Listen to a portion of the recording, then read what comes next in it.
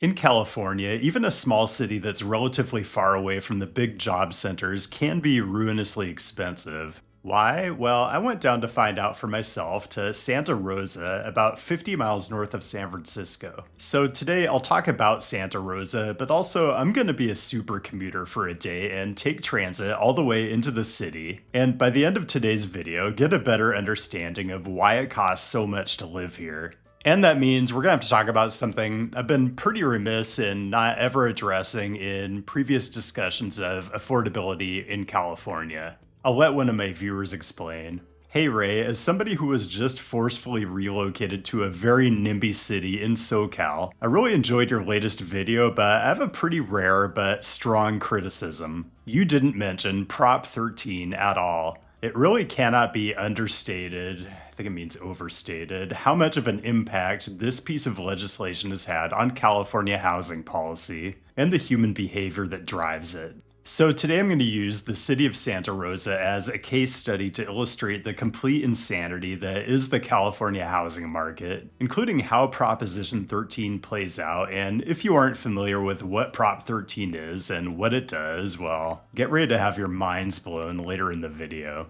But before we get to anything else, let's get oriented. Santa Rosa is a city of 180,000 or so, about 50 miles north of San Francisco. For most of recorded history, it was a kind of sleepy town with an economy tightly connected to agriculture, and the city still has some of that flavor. You don't have to spend too much time here to figure out why it would be an attractive place to live, just on its own merits. Charming, walkable downtown would be even more walkable if they closed 4th Street to traffic, which, to be fair, they apparently do for protests. Bonus points for Gopher State representation. Not the sleepy town it was decades ago. Now there are times when the sidewalks are jam-packed, notably when a particular brewer releases a limited run triple IPA. But the other thing is, it's late March and the weather is just gorgeous, like high 70s, low 80s. At certain points you find yourself thinking, yeah, who wouldn't want to live here? So it's fair to say the Santa Rosa of today has less the vibe of a farm town than a distant Bay Area exurb. That's a metamorphosis that's unfolded gradually over decades and not without friction. You definitely get the sense, walking around, that it's still a city with a bit of an identity crisis. But this is a channel about cities, not rural cosplay, and I think you can live here and be a proper city person. Maybe even car-free, depending on where you live. I didn't take the bus in Santa Rosa, but I did take the train a few times. There's an entire central district called Railroad Square where 4th Street dead ends into the historic train station, which served the Northwestern Pacific Railroad until it discontinued operation in 1958. The station building functions as a small museum and tourist office now, but the rail alignment itself came back to life in 2017 when Sonoma-Marin Area Rail Transit, or SMART, began a regional service connecting cities in Sonoma and Marin County with connecting services into San Francisco. And we will ride the train in a minute. But first, let's ask the question, does it even make sense to have regional rail here? Well, in terms of commuting, we can use On the Map to analyze US Census employment origin and destination data, and we can see about 20% of workers in Santa Rosa commute 50 miles or more to work, and the vast majority of that is to job locations to the south, in the counties that comprise the Bay Area proper. And to be sure, a lot of these people drive to their jobs, which I don't envy at this point in US history, but for certain commutes, transit is actually a viable option from Santa Rosa. So I decided I was going to become a transit super commuter for a day. So here's the game plan. We're going to get on the southbound SMART at downtown Santa Rosa Station and head south to the end of the line, about 40 miles away. Now, from the outside, the train sets kind of look like light rail vehicles, but it's a diesel multiple unit, or DMU, and there are no electrification plans that I'm aware of. And the vehicle interiors, kind of like being in Amtrak coach, you've got trays that drop down and AC outlets at every seat so you can work or do whatever en route. Also, I didn't notice this until my last ride, but one of the cars had what I think is a snack bar. Wasn't staffed at all and seems a bit excessive. I don't think Caltrain has a snack bar. They probably need to get on that. So, when you get to the end of the line at Larkspur in Marin County, you walk over this bridge, through this ginormous parking lot, and you're at the terminal for the Golden Gate Ferry that gives you direct service into San Francisco. Oh, and both the train and the ferry are bike friendly, which is great for connections on either end. But real talk, this is a long commute. The train trip is about an hour 10. The train arrivals and the ferry departures at Larkspur aren't always synced up as well as they could be. And then the ferry is 35 minutes. So all in, you're probably looking at 2 hours and change. But it is 2 hours without the aggravation of driving. There are refreshments on board, and sure, maybe if I lived here I'd get tired of these views, but probably not. For my money, America's most photogenic big city, and it's not really even close. I called this a super commute, but let's be real, nothing I do actually qualifies as work, and I only had a few hours here. So let's do a quick CityNerd guide to San Francisco. Outside the ferry building, take a right and walk north up the Embarcadero. Stop at the Alcatraz cruise dock at Pier 33 for a danger dog. Then continue north because we're going right into the epicenter of Bay Area high culture, Pier 39. It's a veritable one-stop shop for authentic, high-quality souvenir items and delicious seafood that's not at all overpriced. When you're done here, go west along Fisherman's Wharf, and then, if you're too full for pie and candy, duck down to Side Street and check out whichever F-line trams are laying over on Jones Street. Okay, the trams are actually kind of cool, yes, they're kind of for tourists, and so are the cable cars that terminate 2 blocks further down on Hyde Street, but cool transit vehicles are cool transit vehicles. Don't try to resist. While we're here, let me hip you to another under-the-radar Bay Area location that really only the locals know about, Ghirardelli Square. Okay, yes, this is all a bit, but what I can't get over is even the most insipid, over-commercialized parts of San Francisco are still kind of stunning. This came up in my public squares video too, where the places that are most obviously beautiful almost invariably get overwhelmed with humans and businesses that are borderline predatory. Welcome to capitalism, I guess. Anyway, if you've OD'd on churros and chocolate by this point, walk a straight shot down Columbus Avenue, maybe grab a book for the 2 hour commute back to Santa Rosa, and then the ferry building has all kinds of spots where you can just post up while you wait for your ferry departure time. You can even read up on career opportunities while you're waiting. Okay, so what I've done to this point is just kind of lay out the case for Santa Rosa.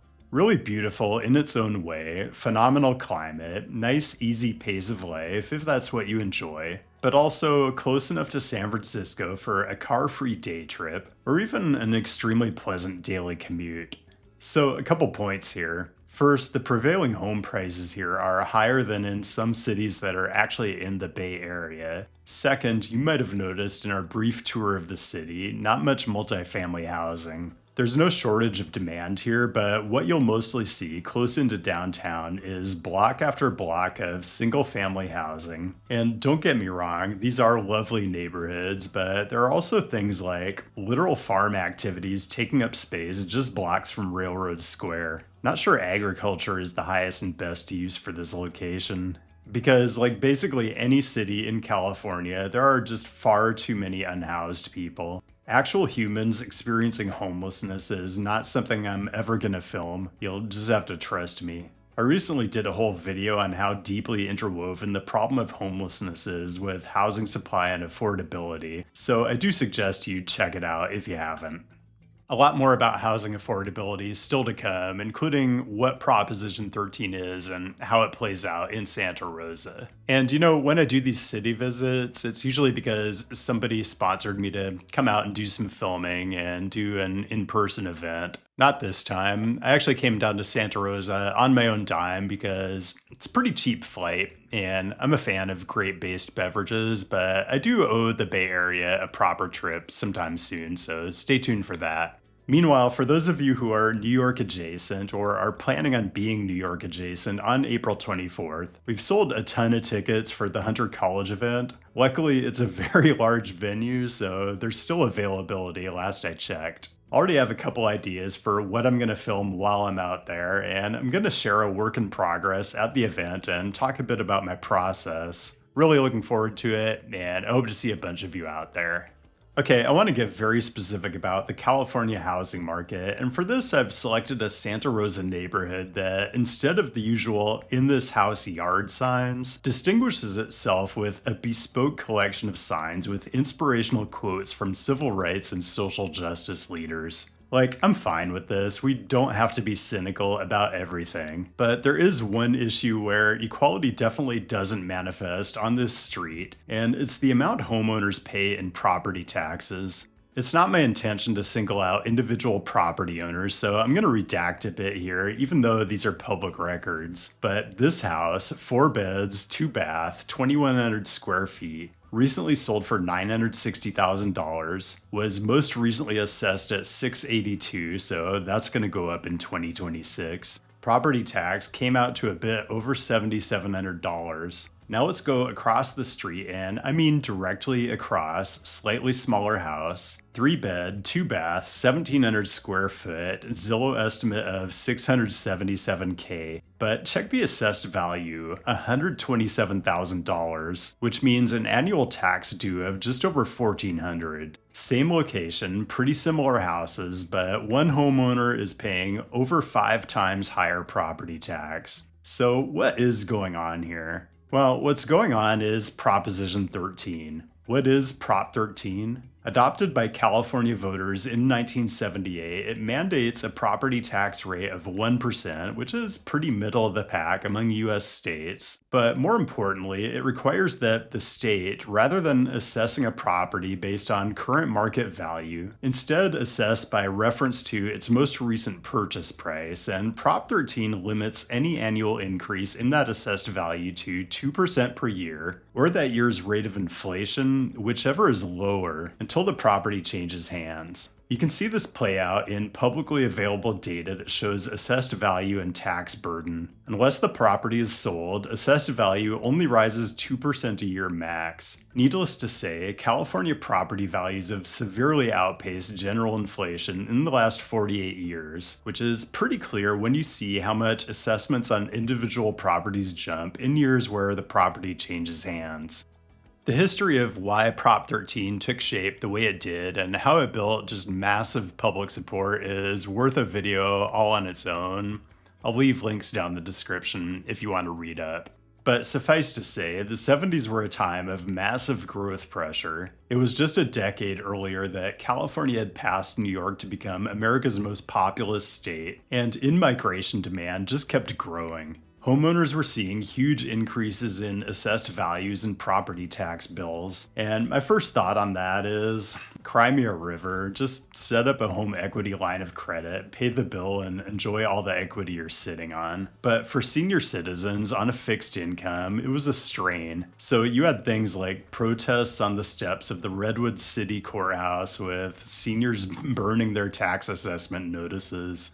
Different times. And it actually gets worse. In 1986, voters passed Proposition 58, which entitled children, when a home was passed down to them by their parents, to inherit the same artificially low tax basis. The result of all this is a system where legacy property owners get a huge tax subsidy that continues to grow each year, and if you aren't lucky enough to be born into that subsidy, it's going to cost you a hefty premium to buy into the market. And at the same time, it puts a stranglehold on an important revenue source for public services, particularly public education, that the government then has to try to make up in other ways. For example, by being the state with, by far, the highest development fees on new construction. So Prop 13 indirectly creates structural incentives to suppress construction of new housing, while at the same time significantly reducing annual turnover of existing supply. In the late 70s, before voters approved Prop 13, 16% of homes changed hands each year, and now that number hovers around 5%. The huge tax subsidy homeowners are getting incentivizes them not to sell. The result of all of this is newcomers to the California housing market shoulder a much higher tax burden than legacy homeowners, and those newcomers disproportionately fund the services that all Californians enjoy. I had to do a lot of reading for this one, and I think this was the best resource I found for really understanding all the impacts of Prop 13. It's a 2021 piece from the Stanford Law Review, Proposition 13 Revisited by Evelyn Danforth, who I believe is now a staff attorney for the ACLU. I just want to read this one paragraph verbatim because it's so good. At bottom, Proposition 13 subsidizes existing property wealth in perpetuity at the expense of funding the very tool, education, that has the greatest potential to subvert entrenched socioeconomic hierarchies. California's property tax regime has turned the world's fifth largest economy into what one expert recently dubbed a quote-unquote feudal state, where the longtime wealthy pass down their manners within their families. Meanwhile, each subsequent generation contributes less and less in real terms to funding public education. In parallel, that same tax regime makes it even harder for outsiders to find a foothold in the state's astronomically expensive property market. So, given the way Prop 13 exacerbates inequality and hamstrings local government budgets, what are the prospects for overturning it? Probably not much in the electoral realm, given that it's considered a veritable third rail of state politics. But the history of legal challenges to Prop 13 and the possibility of future challenges is super interesting. So let's briefly go jurisprudence nerd and survey the landscape. And I just want to focus on one particular challenge, Nordlinger versus Hahn, from the Stanford Law Review paper. In 1988, an attorney named Stephanie Nordlinger purchased a small bungalow in the Los Angeles neighborhood of Baldwin Hills. Nordlinger quickly discovered that, thanks to Proposition 13, her neighbors paid dramatically less in property taxes even though they owned homes virtually identical to hers. Nordlinger made two arguments. One, that Prop 13 was a violation of the 14th Amendment, which mandates that a state provide equal protection under the law to all people within its jurisdiction. And two, that Prop 13 infringes on interstate mobility and the constitutional right to travel or relocate between states. This went all the way to the US Supreme Court, which ruled against 7-2. Regarding the first argument, the majority determined the state has a quote-unquote legitimate interest in local neighborhood preservation, continuity, and stability, and that states could rightfully adopt policies that reflect property owners' interest in their tax burden remaining relatively stable over time. Regarding the second argument, though, on interstate mobility, the court said very little, rejecting that argument simply because Nordlinger had moved to Baldwin Hills from a different neighborhood in LA and therefore had no standing to raise the issue. So the interstate travel argument, as far as I understand it, remains unadjudicated. In the Stanford Law Review paper, Danforth points out that there's a long tradition of federal judicial intervention under the Commerce Clause to strike down state laws that discriminate against outsiders. She cites Zobel v. Williams, where the Supreme Court invalidated Alaska's formula for determining oil dividends to residents, which at the time calculated annual cash payments in direct proportion to years of residency in Alaska. The court said favoring established residents over new residents was a constitutionally unacceptable basis for the policy. Justice O'Connor wrote that states cannot tell their citizens, your status depends upon the date on which you established residence here, or those of you who migrated to the state cannot share its bounty on the same basis as those who were here before you. So where does that leave California? Well, I'll leave you with these last couple bits from Danforth. As hard as it may be for California families to navigate life in the state, given the law's chilling effects on housing production and property turnover, those consequences loom even larger for out-of-staters who might otherwise elect to move here. Or, as Dowell Myers, a professor of urban planning and demography at USC, has said, the cost of living, especially housing, is what stops the whole world from moving to California.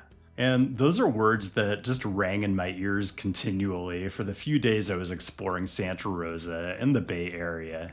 A little more on Santa Rosa itself. As you explore the core of the city, you will not be able to ignore the plethora of peanut sculptures all over town. Charles Schultz lived and worked in Sonoma County, mostly Santa Rosa, for the last 42 years of his life. And there is a powerful strain of Americana, or maybe even populism, woven into the city's DNA that gets a little more sadly ironic with each passing year. I mean, what's less populist than not being able to afford a place to live?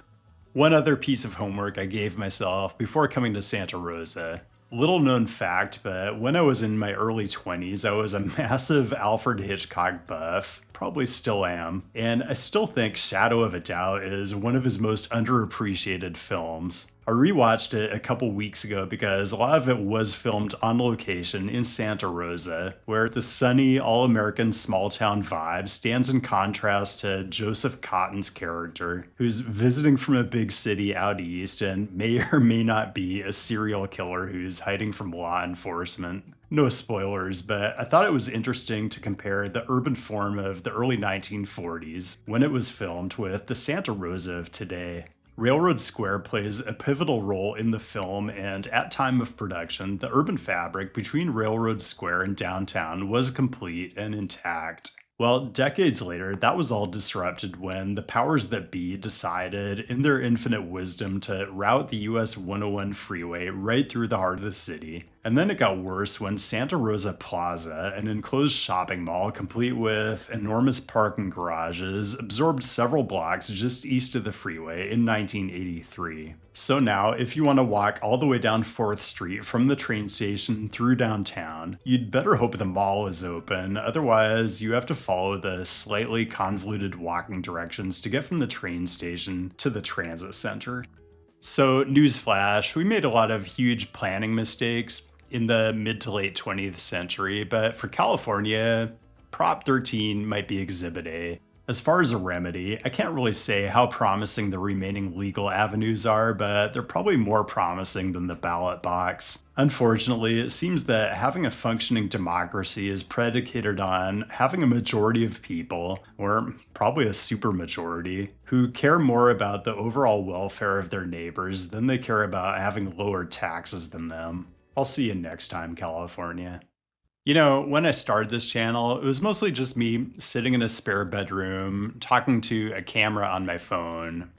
Well, come to think of it, it's still mostly just that. But you probably noticed that these days I do get around quite a bit more. Northern California this time, but I do have a lot of city visits booked up for the rest of this year. And that is where today's sponsor, Bellroy, comes in.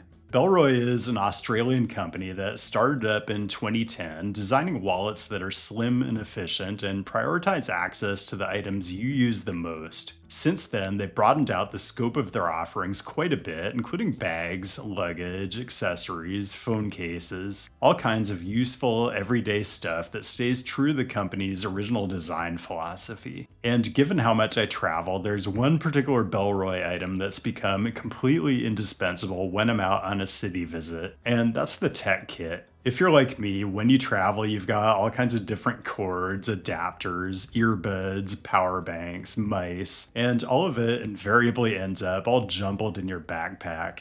The tech kit solved this for me once and for all, to the point where I just keep it on my desk with everything in its place, even when I'm not traveling. So I do recommend Bellroy's products because they're nicely designed and highly functional, but here's something I like even more. Bellroy is a certified B Corporation. That means they meet high standards for sustainability and social good, including the fact that they've upcycled over 10 million plastic water bottles and hundreds of thousands of pounds of industrial nylon offcuts to make their goods, including the tech kit, which is made from recycled woven fabric. Bellroy also sources BlueSky certified textiles, which meet stringent standards around chemical usage throughout the production process, so the materials in their products don't release harmful chemicals. So if it wasn't obvious by this point, I am a huge Bellroy fan because when you buy their stuff, you get a well-designed, high-utility item that you can feel good about. Also, when you use my custom link down the description or the QR code right here on screen, you can get 10% off anything on their site. So go check out their selection and find something you like, or maybe even better, something someone you care about will like. And that's all I've got. Thanks for joining today, and thanks as always to the patrons for your direct support, which makes it possible for me to go film content in cities that I don't even get invited to. Thanks to the Nebula subscribers, too. Keep the great topic suggestions coming. I'll be back with a new episode soon enough, and I'll see you then.